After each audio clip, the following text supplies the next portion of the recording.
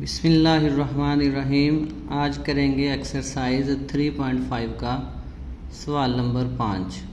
इसमें वो पूछ रहा है कि find the multiplicative inverse of the following matrices. जो भी नीचे मैट्रिक्स दिए जाएंगे उनका हमने मल्टीप्लिकेटिव इन्वर्स फाइंड करना है, यानी कि ज़रबी माकूस। और ज़रबी माकूस को मालूम करने से पहले हमें पता होना चाहिए कि ज़रबी मकूस सिर्फ़ उसी मैट्रिक्स का हम फाइंड कर सकते हैं जिसका मकता ज़ीरो आए, ज़ीरो ना आए। अगर उसका डिटर्मिनेंट ज़ीरो आ जाता है तो हम उसका ज़रबी मकूस फाइंड नहीं कर सकते। और अगर वो ज़ीरो के अलावा कोई भी वैल्यू आ जाती है प्लस में या माइनस में, तब हम उसका जो मल्टीप्लिकेटिव इन्वर्स है वो फाइंड कर सकते हैं। अब उसका पहला पार्ट देखें, जिसे है 5005। इधर लिखा है कि first we find the determinant. सबसे पहले हम इसका मकता मालूम करेंगे। If A determinant is non zero, अगर उसका मकता ज़ीरो ना आए, then A inverse is possible, तो तब उसका ज़रबी मकूस पॉसिबल है। अब इसको हल करते हैं। जो ये हमें मैट्रिक्स दिया गया है a इज़ इक्वल टू 5005। हम इसका पहले डिटर्मिनेंट फाइंड करते हैं। डिटर्मिनेंट के लिए ये इसके साथ हम ब्रैकेट्स लगाएंगे, ये वाले साइन लगाएंगे दोनों के साथ, ए के साथ भी और इसके मैट्रिक्स के साथ भी।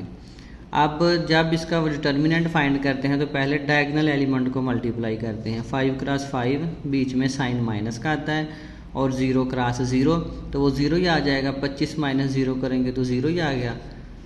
अब जो है, अब देखें इसका जो डिटर्मिनेंट है वो 25 है, नॉन ज़ीरो है। तो अगर वो नॉन ज़ीरो है तो इसका जो है मल्टीप्लिकेटिव इन्वर्स वो पॉसिबल है। और उसका फार्मूला क्या होता है, कोई भी मैट्रिक्स है ए के इक्वल रखा है बी के, सी के, इधर लिखेंगे ए इन्वर्स, बी इन्वर्स या सी इन्वर्स। उसी मैट्रिक्स का एडजाइंट लेंगे और उसी का डिटर्मिनेंट हम फाइंड कर चुके हैं। जस्ट हमने एडजाइंट ए लेकर इसको फार्मूले के अंदर वैल्यू रख कर उसका ए इन्वर्स फाइंड करना है। एडजाइंट में हम क्या करते हैं, जो मैट्रिक्स हमें दिया जाता है उसके डायगोनल एलिमेंट को चेंज करते हैं, जगह को चेंज करते हैं, और बाकी एलिमेंट्स के हम क्या करते हैं, साइन चेंज करते हैं। अब ये भी 5 है, ये भी 5 है, इधर लिख लें या इधर लिख लें, रहना तो 5 ही है। 0 के साथ हम कोई भी साइन नहीं लगाते, तो इसका जो होगा वो एडजाइंट वही रह जाएगा जो गिवन है हमें सवाल के अंदर। जब इसका हम फार्मूला लगाएंगे, inverse is equal to adjoint A over A का डिटर्मिनेंट। एडजाइंट हमने ये निकाला है, डिटर्मिनेंट हमने ये फाइंड किया है, तो सभी को डिवाइड कर दें, जितने भी एलिमेंट हैं उनको 25 पे। 5 क्रॉस 5 ओवर 25, उसके बाद है 0 ओवर 25, फिर 0 ओवर 25, फिर 5 ओवर 25।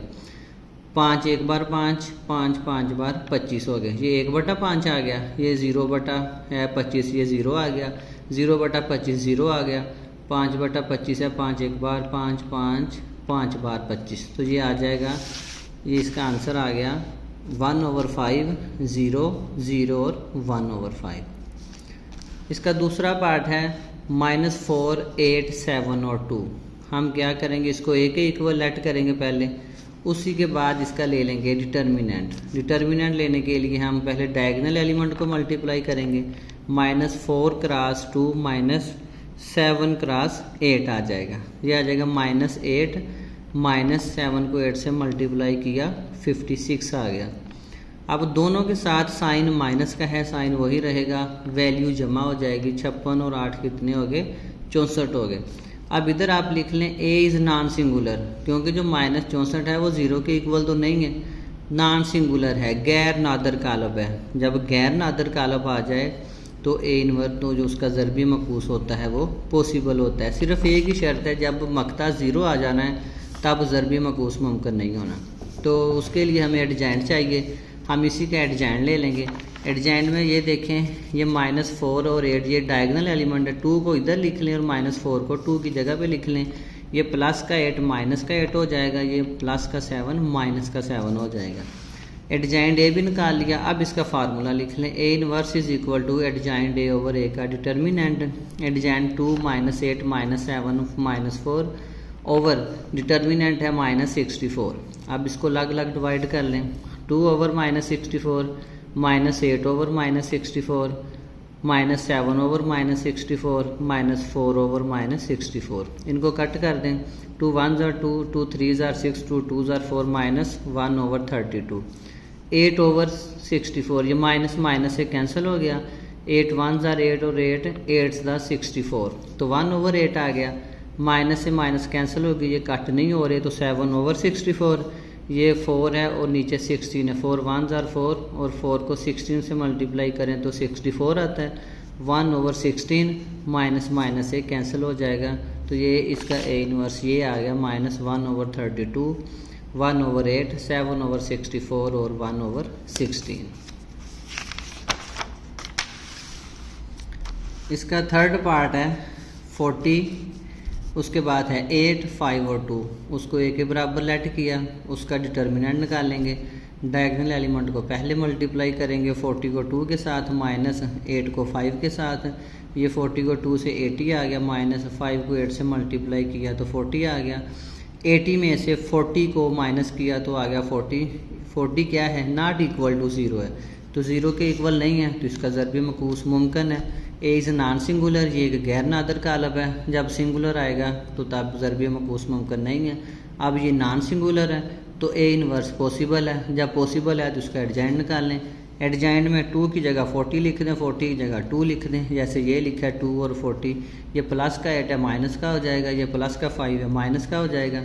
अब फार्मूला लगा लें इसका, A inverse is equal to adjoint A over A का डिटर्मिनेंट। एडजॉइंट ये है 2 -8 -5 और 40 ओवर डिटर्मिनेंट है 40। अब अलग अलग इसको डिवाइड कर लें। 2/40 -8/40 -5/40 और 40/40 आ गया। 2 1s are 2, 2 20s दा 40 आ गया, ये 1/20 आ गया।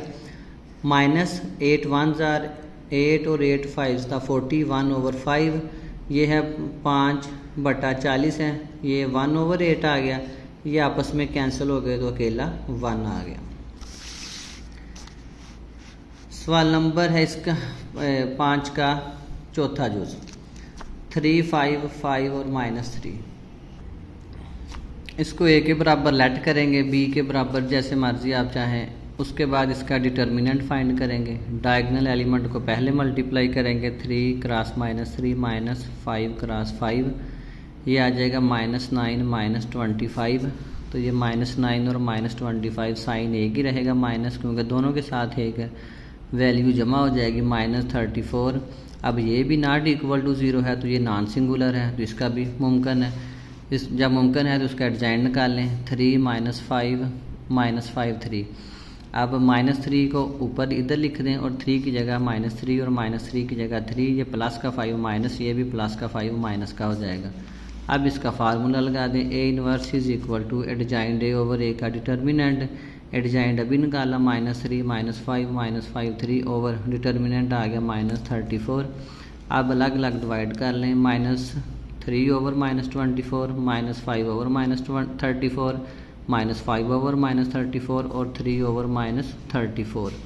तो ये माइनस माइनस से कैंसिल हो जाएगा। 3/34 माइनस माइनस से कैंसिल 5/34, ये भी माइनस माइनस से कैंसिल 5/34 और ये -3/34 इसका आंसर आएगा।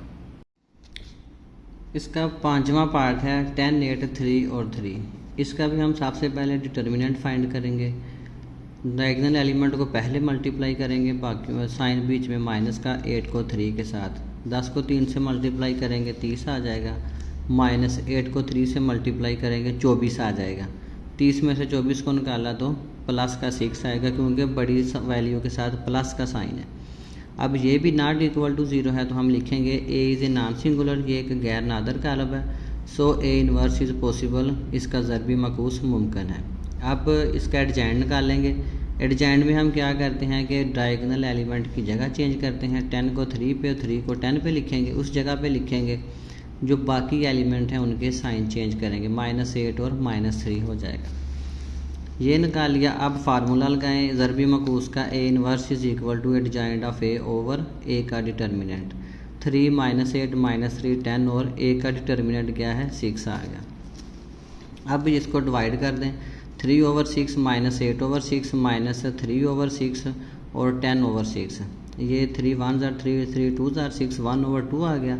ये 2 4 ज़ार 8 और 2 3 ज़ार 6 माइनस 4/3 आ गया। 2 3 ज़ार 6 2 5 ज़ार 10 5/3 आ गया। 3 1 ज़ार 2 3 2 ज़ार 6 माइनस 1/2 आ गया।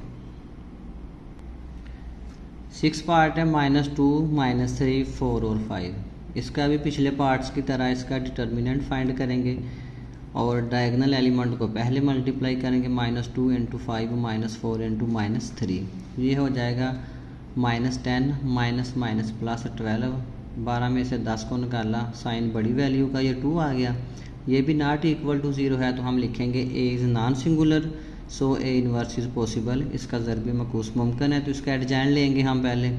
ये 5 को -2 की जगह पे लिखेंगे, 2 को -2 को +5 की जगह लिखेंगे। ये प्लस का 3 हो जाएगा, ये माइनस का 4 हो जाएगा। ये इसका एडजॉइंट आ गया।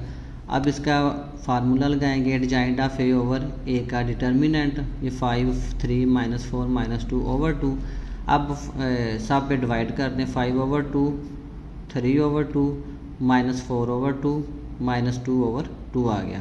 ये 5/2 आ गया, ये 3/2 आ गया।